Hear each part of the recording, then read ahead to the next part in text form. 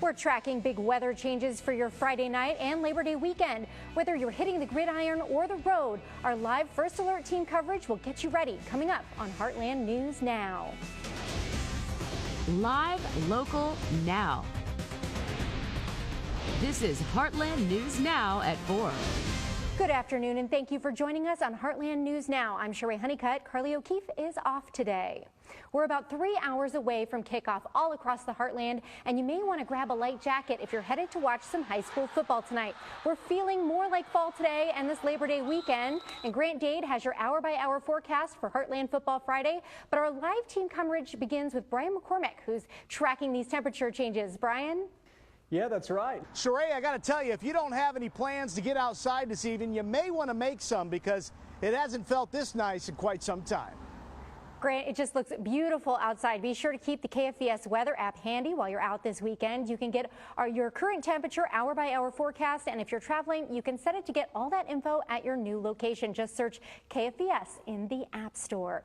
Breaking now, 2 St. Louis police officers are in stable condition after being shot this afternoon. The officers were a man and a woman. We just learned one suspect is in custody, and as you can see here, there's still a big search going on for another suspect. We'll keep you updated with new developments on the KFVS News app and on Heartland News at 5 and 6.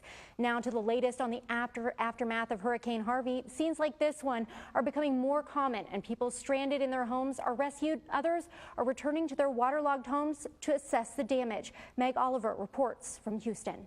Thank you, Kelsey. Other ways that you can help Hurricane Harvey victims. When you go to Schnucks, you can add a donation onto your bill. In Sykeston, the First Baptist Church is still collecting donations, and in Murfreesboro, I Am Java Coffee House is accepting donations throughout the month. The KFVS News app has more ideas on how you can give, and you can go onto our website as well. Now, if your Labor Day plans involve traveling, you know you're being watched. Both MoDOT and IDOT troopers plan to be out looking for speeders and drunk drivers. This is one of the busiest road travel weekends of the year, so be careful out there.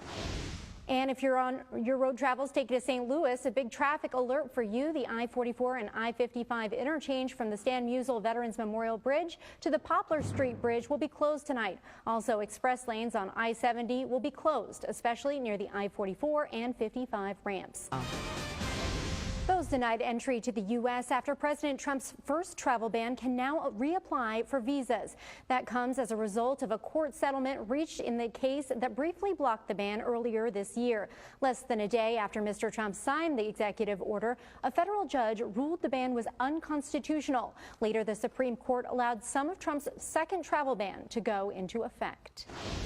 The world's first facial recognition-based payment system is set to debut soon in China. It allows users to pay for their meals by getting a face scan, which should match with existing information in the user's payment account. Supporters say it's a big step forward in the field of electronic payment, while opponents say the new technology raises questions about privacy. You may have big outdoor plans this Labor Day weekend, so don't forget the sunscreen. It can protect your skin from sun damage, but not if it's expired. Susan Kopinen now with what you need to look out for. Wow, that's beautiful weather for this weekend where hundreds are going to say howdy at Benton Neighbor Days, and it's the only fair in the Heartland whose claim to fame is a greased pole competition. Heartland Weekends' Nicole Cartmill takes us there. In today's good news, football player J.J. Watt is exceeding his fundraising goal once again for victims of Hurricane Harvey. The Houston Texans defensive end raised more than $10 million as of yesterday, and today he reached 13 thanks to 150,000 donors. Watt started with a goal of $200,000. He hit that mark in just under 2 hours. Watt says every little bit helps, and just because the water is starting to go down, it doesn't mean he can't stop raising money for victims. College students across the country are back in school or about to start class, but the dream of higher education can be out of reach for many of the 2.7 million students whose parents are in prison.